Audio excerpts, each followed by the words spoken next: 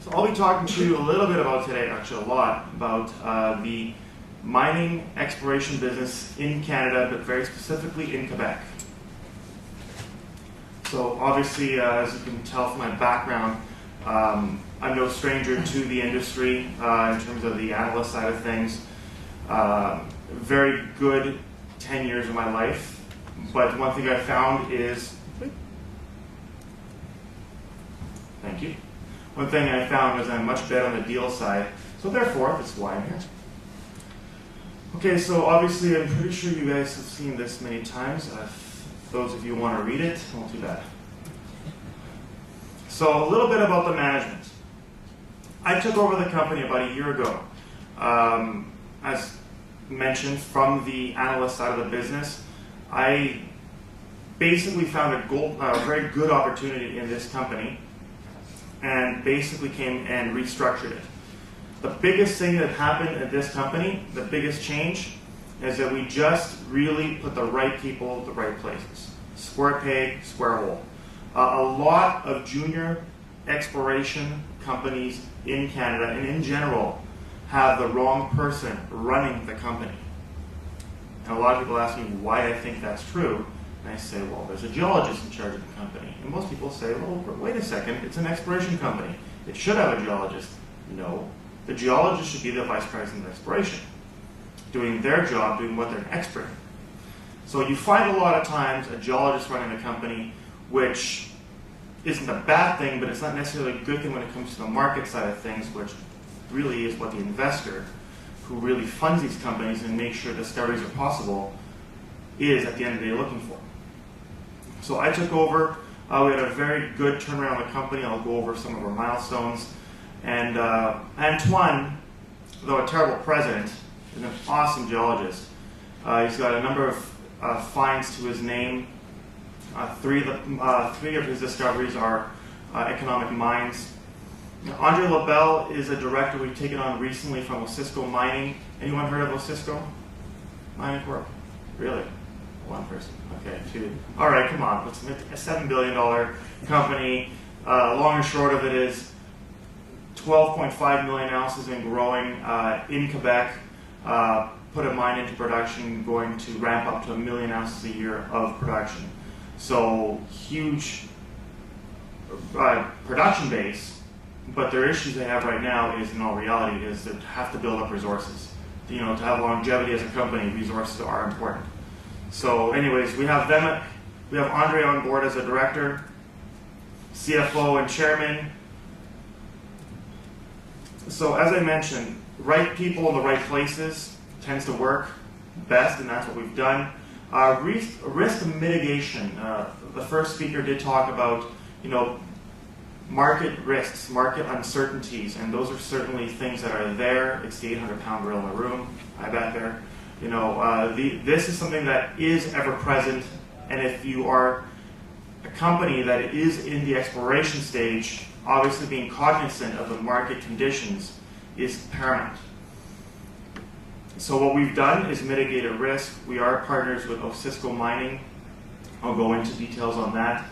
But that company, long and short of it, has to grow their ounce base. If you want to produce 1 million ounces a year and you only have 12 million ounces, that's a huge amortization rate on a $1.4 billion mine. So, mine and mill. So our projects are very close to their mill and the same ore type. Reason why they bought 10% of our company in the open market, not a discounted financing, not some sort of gypsy swap, open market buying. Reason why they've decided to invest up to $24.5 million in 2 of our projects, which is actually more than our total market capitalization. I'll get into all that. Sorry, I get ahead of myself. I like the deals we've done. So again, a bit of what we talked about. We restructured the company. We financed the company. We've done a number of deals with specifically Osisko. Now, the leading project to get into or get the ear of Osisko was Standard Gold, and as anybody who works for a very large company can tell you, and I'm sure Kevin, you see this all the time, a lot of juniors soliciting projects to a major for, obviously investment, it becomes very difficult to get the ear of somebody, because when you see 100 projects a day, at the end of the day, you have to pick a very outstanding one. We managed to get the ear of Osisko with Standard Gold, past producing mine. So I should mention a little bit about Quebec before I go do that. There we go. So our performance over the last year in capital structure, about 93 million shares outstanding. Actually, it's closer to 100 now because they have about 10 million warrants come free trading, and they've all been exercised. The market's mostly absorbed them. As you can see, sort of from July on, that's really when we saw the warrants coming through. So we chewed through those, and as you can see towards the end there, we've had a nice little pop, and that's sort of the initial move back upwards now that we have the overhang in the market gone. We're well capitalized at around $2.7 million in the bank. For most majors, $2.7 million is a rounding error, but when you're a junior company drilling, that is actually a good chunk of change. Now, the Abitibi Gold Belt. 180 million ounces come out of here so far, and there's many more still to come. As you can see, there is a number of projects, a number of camps, like the Timmins Gold Belt, for example, 64 million ounces, Kirkland Lake, 24. You got to look at Malartic with 15 million. That number is actually understated. Val-d'Or, 15 million. There's ounces everywhere, mines everywhere. There's the highway 117, which is a Trans-Canada highway. If you drive down that highway, you will see more head frames than you can count. It's a beautiful sight if you're in our business. So that's our address, Val-d'Or. Our head office and exploration office is in Val-d'Or. We're in the heart of the action. All our projects are within 40-minute range of the office. Our exploration team can get there with warm coffee in the trucks. You don't need to fly in with a helicopter. You don't need to worry about, is the ground frozen? Are you in a swamp? You don't have to worry about all these things. You can work year-round, and your costs don't change. You don't have to worry about any of the problems you would see with political risks. In Quebec, it is typically within the top 5, number one, within the top 5 jurisdictions to explore and mine in the world. In Quebec, one of the beauties, especially if you are in the exploration business, is if you are spending money to explore, the government writes you a check for exploration. Find me a place that'll do that. So for every $1 million you put in the ground for exploration, the government gives you about $420,000. It could be a little higher if you are further north, but it's a great deal. So if we spend $1 million, it actually only costs us a little under $600,000. That means your per meter for drilling, cheap, very cheap. So that's a great advantage. Now, those of you might ask me about flow-through later on. Yes, there is a thing called flow-through in Canada, which means that all the tax credits, by definition, flow through to the investor. One thing I'm pleased to say is Threegold has, other than a small flow-through financing we did at the beginning of last year, we do not have any flow-through dollars in the bank, which means every dollar we spend in the ground is eligible for the tax credit from the government. This year we'll probably get a $600,000 kickback at the very end of the year for work done last year. So our projects, Standard Gold, South Bay, Adanac, Barote, Shining Tree's a little off the beaten track for us. Not a huge core project, but still something of merit. So we'll get into the projects here. So again, I talked about Quebec. Again, best place to work. Again, as voted by, not kind of me pulling this out of where. This is a publication. This is studied through and through, year over year. Abitibi, we talked about that. So a bit of our exploration budget. So Osisko is going to spend the vast majority of the dollars, 1.2 million bucks. The rest is spent by us, and this is hard dollars. So the cost you see here, cut that in half. Of note, South Bay, we've increased the budget to $1 million. We figured for the amount of money that's actually coming out of Threegold coffers, we might as well get aggressive on the ground without really getting too risky in terms of diluting the company by having to go back to the market too quickly for financing. South Bay is the project that is Threegold's puppy, if you will. We have this 100% outside of the Plato option. It's another piece of ground that we've optioned into.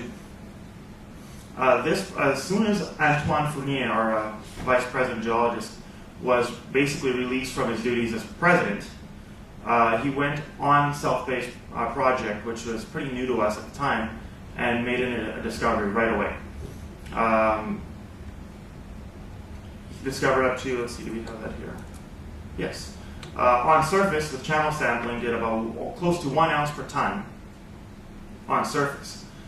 That's after basically taking the overburden off. One thing about every one of our projects, it's all close to surface. Our idea of overburden, and this is a lot of overburden for our projects, is 3 meters. On average, we have to take out at most 1 meter. It is very shallow drilling.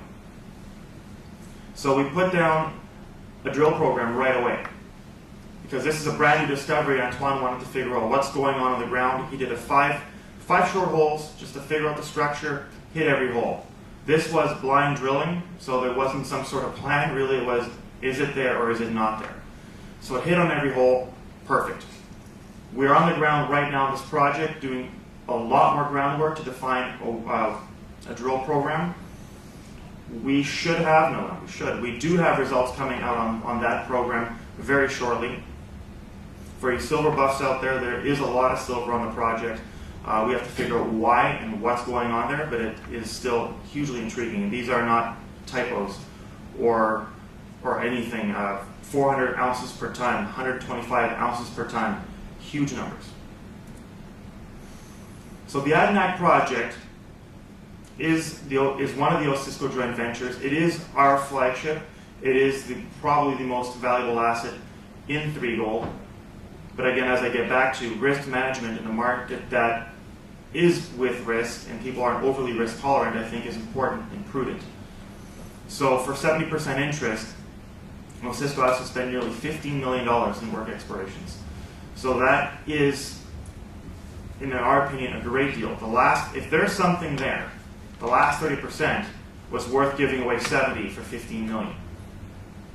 And to give you an idea, typically Osisko's a model for getting into joint ventures for exploration, so there's got to be a minimum of 4 million ounces of gold for them to look at it, or else there's no point.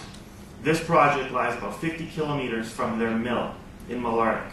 50 kilometers is trucking distance in that country. In terms of the cost of trucking, it's highway the whole way through, no issues. Excuse me. So that is our flagship. Osisko has just finished their ground program to put together their drill targets. They will drill about 5,000 meters on this project between now and the end of this year. That said, we have Threegold, before the joint venture, has already done a drill program on it. That's actually what interested them to begin with. We showed Osisko the drill core we pulled out, and when their vice president of exploration looked at it and said, wow, that's Canadian Malartic. And at first I was thinking, that's a bold statement to make off of one drill hole. Then I really scratched my head and said, no, not really. They've drilled 1 billion meters of core at Canadian Malartic. I think I get that they know what they're looking at by now. So a bit more about the Adanac. Let's see, where is it? For you geos who want to read that, you can go ahead. It's in the presentation. We'll be handing it later. But as I mentioned, we did do some drill programs already, or one drill program, 22 holes. We've defined already a 1.8 kilometer corridor, Canadian Malartic 2.3 kilometers, so we're starting to get some size in terms of its corridor. The grade is looking similar. We've received holes anywhere between 0.4 grams per ton up to about 1.5 grams per ton. The average grade at Canadian Malartic is 0.7. Most people do not understand low-grade bulk tonnage, and it really didn't work up until 6, 7 years ago. But with gold prices sustainably north of $1,500 an ounce, it's a new way, it's a new wave, and the Osisko mine is in production. The ounces they have produced are profitable, so we will see. The next project is being brought up in terms of relevance and in terms of expenditures from Osisko, and that's Standard Gold. But this is the project that actually got Osisko interested in Threegold to begin with. This project was brought to us by a team of prospectors that had a joint venture with Agnico Eagle. Osisko and Agnico Eagle do not get along at all, actually. And this project is one that Osisko's wanted for quite a long time and has not been able to get. I did a deal with the prospectors and tried to work with Agnico Eagle. Then found out why Osisko doesn't like him a whole lot. It took 3 months to try and get a document signed. So then I scratched my head and figured out, if it's going to take that long for the minimum amount of paperwork just to transfer projects to get done, do I really want them as a partner doing my drilling and developing the project? So I managed to find a couple loopholes in the, well, just real errors in the agreement, and we basically backed out, free and clear, but managed to retain the project 100%. So I approached Osisko with this, and that's what got their ear, and that's what got their attention on Threegold. So obviously, when I brought this to them, they were quite ecstatic, and that's why they look at all of our projects now, because we bring them quality stuff, and we do fair deals with them.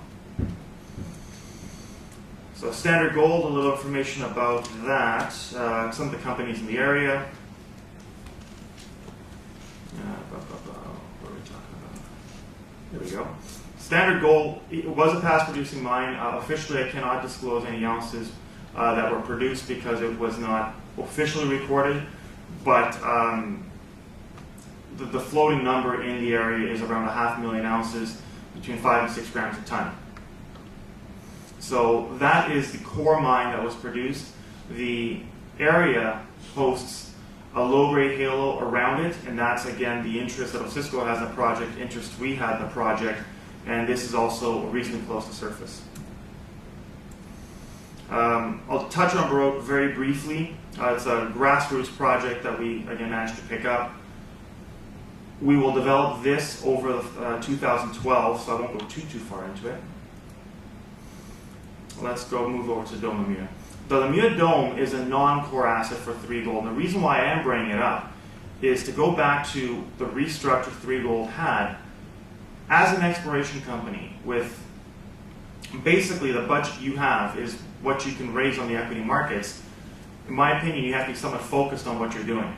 If you've got copper projects, gold projects, rare earth projects, tantalum projects, it becomes A, confusing for the investor, but B, if you've got that many projects you've got to put your money into, each project is not going to receive enough funding, each project's not going to receive enough work to really advance it at a proper rate. So what I decided is to focus entirely on gold, hence Threegold, and the non-core projects we would do proper deals, divest them to retain retain interest in Threegold via equity or cash. So basically, in this case, this is a very large copper base metals project in the Gaspé region. The Gaspé region is known for copper production. There's been a number of mines in the area, huge mines, 115 million plus tons, 1% plus grades. Basically, nothing happened there since 40, 50 years. We consolidated a land package a while ago, did a very good work program in it, and realized that yes, there's something here, but it's beyond the scope of Threegold. So we're actively looking for partners for this, and now it's just a matter of who can produce the best deal in terms of putting proper work on the project and getting shareholder value for Threegold. Won't talk too much about the Shining Tree camp, mainly because it's a non-core asset. The reason why I did the deal here is not so much for the project, but it's because the set of investors are brought into the company. wanted to see Shining Tree advanced.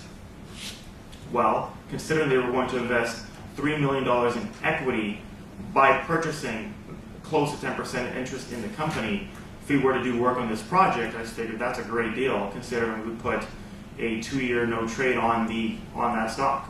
So we were able to get a good lift in the company, tie up the stock with good shareholders, and obviously put some work on a project that if it works, great, but if not, not the end of the world. So I'm going to push through here. Again, rare earth projects, this is all non-core. We're doing deals on the non-core assets. A lot of these deals are going to result in cash in the bank, which means less dilution for a company. At the end of the day, I know there's some Australians in here, and please don't throw anything, but I don't like the idea of 1 billion shares on a company and 2 or 3 cent stock. That just, in Canada, you get north of 250 million shares and people start getting jittery. So dilution is an important thing. We're actively making sure that's not an issue in Threegold. So, in a nutshell, we are focused on gold. We're focused on a politically stable place that has a lot of upside to offer, plenty of discoveries still to be made. We've got the right people in the right places, and we have a huge 800-pound gorilla in our room as a partner. We are well financed, and that's Threegold Resources. Thank you.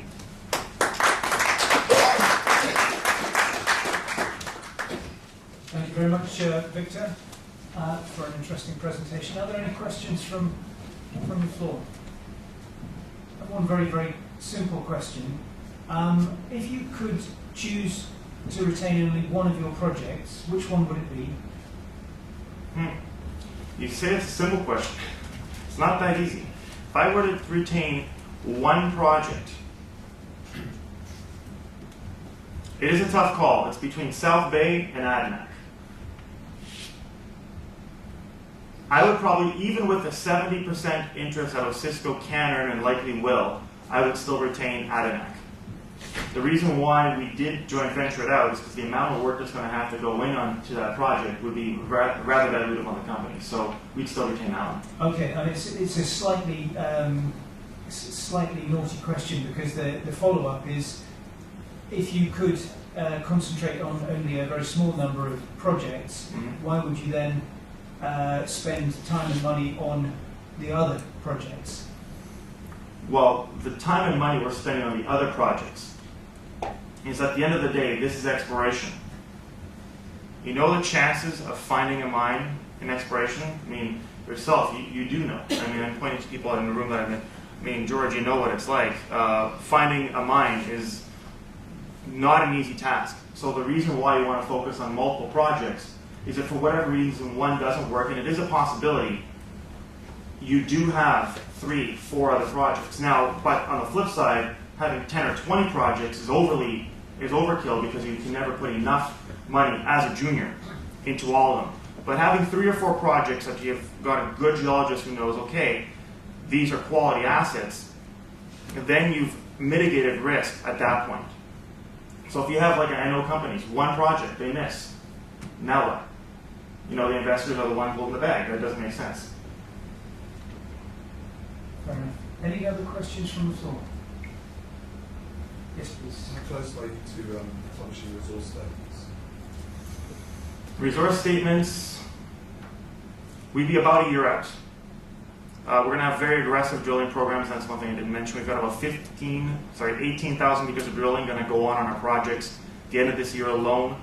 Next year, we're playing around with the numbers, but it'll be anywhere between 40 and 50,000 meters of drilling. The beauty about that is when you're only going down to 200 meters from surface, that's a lot of holes. You can put together a resource calc with that kind of drilling, especially a pretty homogeneous, low-grade bulk tonnage project. I have another question. Sure, by all means. You talked about Quebec. Is there any particular distinction between Quebec and Ontario in terms of how you do business? Yes and no. Quebec and Ontario are safe and great jurisdictions, so in that regard, there's no. Yes, in the sense that legally, if the company were to ever raise flow-through dollars, those dollars have to get spent by the end of the year. We don't do that, which that gets out of the way.